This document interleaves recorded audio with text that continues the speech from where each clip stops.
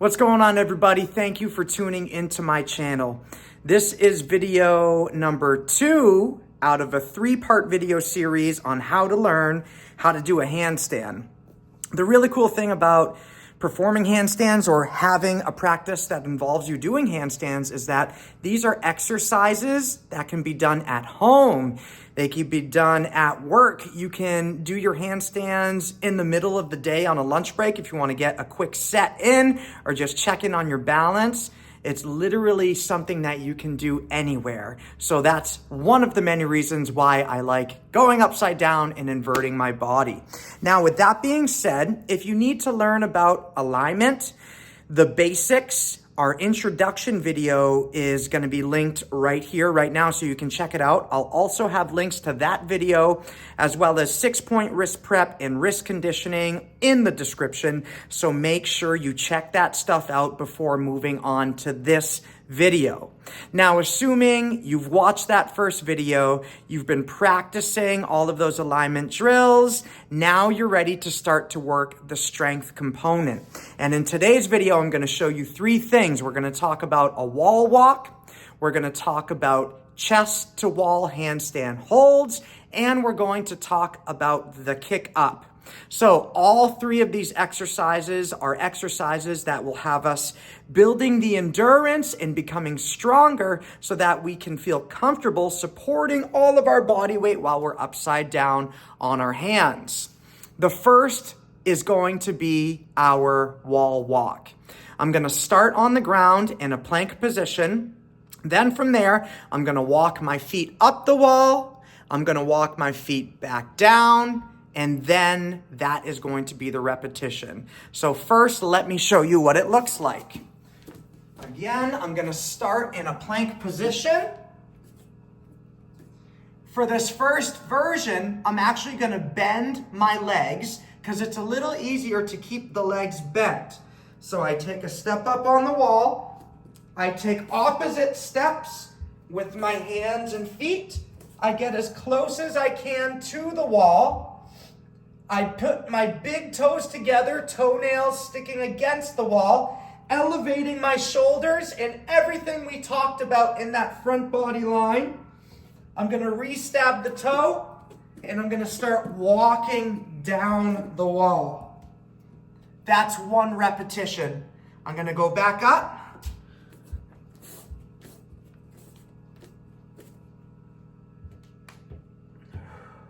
Hitting that top checkpoint, re-stabbing my toe into the wall, softening up the knees, and hitting that plank position on the bottom.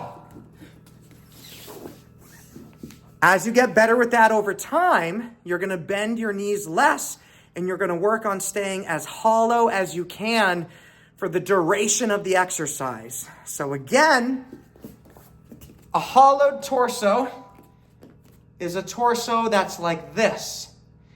An extended torso is a torso that has an arch in the back. So we don't want this, we want this.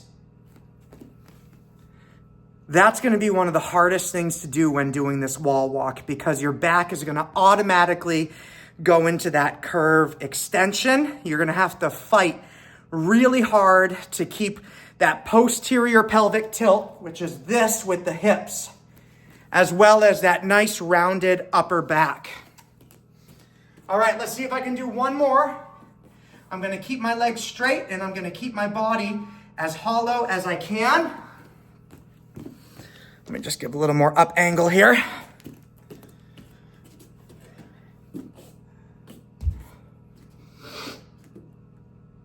All right, so here we go. Step, step, hollow, hollow, getting as close as I can to the wall. Toenails connecting, stabbing in the toes, keeping my body nice and hollow as I come back down. All right, so that's our wall walk. When you do this exercise, you're going to start anywhere from 2 to 5 repetitions. You want to do it for a minimum of 3 sets at first, but then you're going to build it up to 5 sets. You're gonna wanna be able to do a 5 by 5 with this exercise, which is 5 repetitions for 5 sets. Once you can do that without feeling too tired, you're ready for the next move, which is the chest facing wall handstand hold. So every cue that we talk about when we're doing our front body line drill, the one where we're laying down on the ground with our stomach facing the ground, if you don't know what exercise I'm talking about, it's in the first video. So make sure you go in the description to watch that video to learn about the front body line drill. Everything we do in that front body line drill should be replicated when you're holding this chest facing wall handstand. So it's gonna start, you're gonna use the wall walk to get up to the wall. And then from there, you're going to hold as long as you can. I wanna make sure that you're doing a hold that will be consistent for all 3 rounds. So you're gonna do, let's say it's 20 seconds is your number. That means that you're gonna be able to do 20 seconds for the first, second, and third round. I wouldn't want you doing 45 seconds on the first hold, 35 seconds on the second, and 25 seconds on the third. That's not how we want to build this up. I want you to do it in even amounts. Over time, you can start to add a little more time as you go, maybe adding an extra 5 seconds every week until you get to that 60-second mark. Once again, starting in the wall walk position, I'm gonna walk my body up, taking steps with the opposite hand and foot.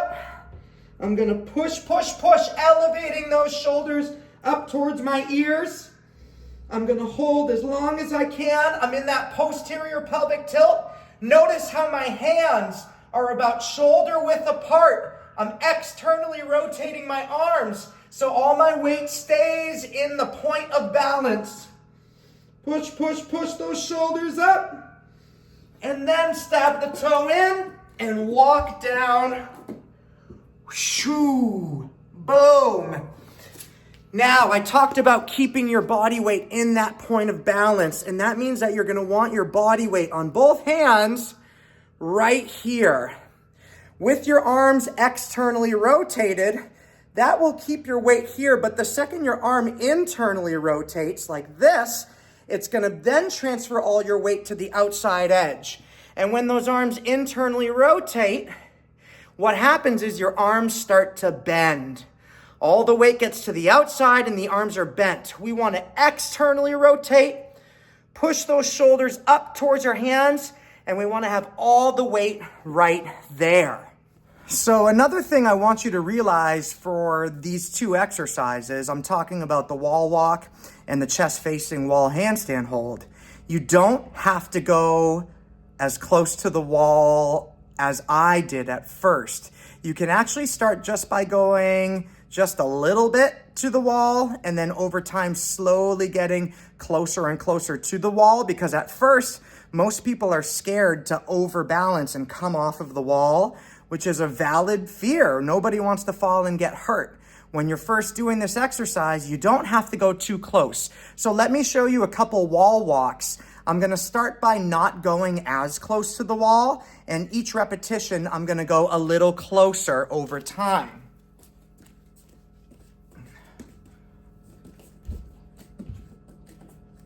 So I'll do the bent knee version, bending my knees, bend, bend, bend. Let's say I only wanna go this straight. Here we go. Stabbing the toes, bending the knees, walking back down. This time I'm gonna keep my knees a little straighter and I'm gonna get a little closer to the wall. So I took a couple more steps that time. I'm getting my toenails against the wall this time. Now I'm gonna re-stab the toe and I'm gonna take steps down.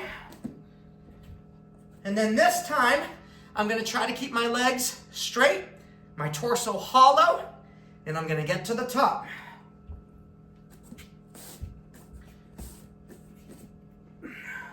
Notice that it's just my toes that are touching the wall. The stomach is off, the thighs are off, and then we walk back down, staying hollow in that plank on the bottom. So again, just to reiterate, you don't have to get close to the wall right away. Get as close as you're comfortable with, and then over time, you can get closer and closer. Eventually, you're gonna be right in front of the wall, just those toenails touching when you're holding that chest to wall hold. Okay, so the last part is gonna be your kick up. When I do the kick up, I'm gonna want you to start it this way. We're gonna use the wall with your hands shoulder width apart, because we don't wanna be wider than shoulder width, because if our arms are wider than shoulder width, now the bones in my arms are not vertical. There's not as much integrity in my arms this way as there is with my hands shoulder width and the arms in my bones totally vertical. So this is a lot more stronger of a base than this is. So when you're setting up your hands, make sure you have that right width. You're gonna get your hands in that width. You're gonna step forward with one foot. The next thing that you're gonna do is you're gonna stack your shoulders over your hands, so that way when you kick up, you don't have to bring your shoulders over your hands. Your shoulders will already be there. You're gonna do a couple kicks where you're just trying to find the wall with that first foot. Once you've found the wall with that foot, then you can start bringing up that leg that you push off of to match up. So here, 1. So I should be going a little higher, and I'm looking for the wall with this lead leg. Oh, there it is. Bring my legs together, step down. That time I didn't even touch the wall. I got up into my balance. But at first, it's okay to use the wall. Find the wall, get the legs together, come back down. Now, make sure you switch your legs and you do an even amount of reps on the left leg and the right leg. Remember to keep your elbows straight. Don't let them bend.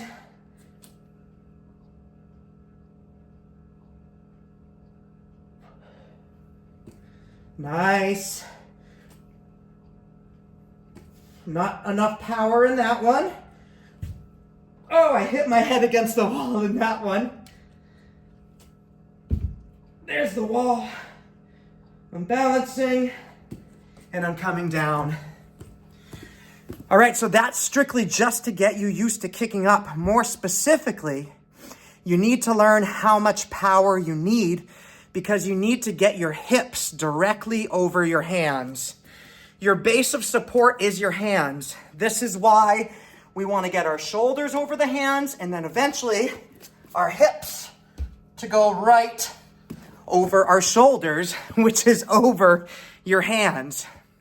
So with the kick up, it's going to be the same thing. I want you to kick up using the left leg, kick up using the right leg.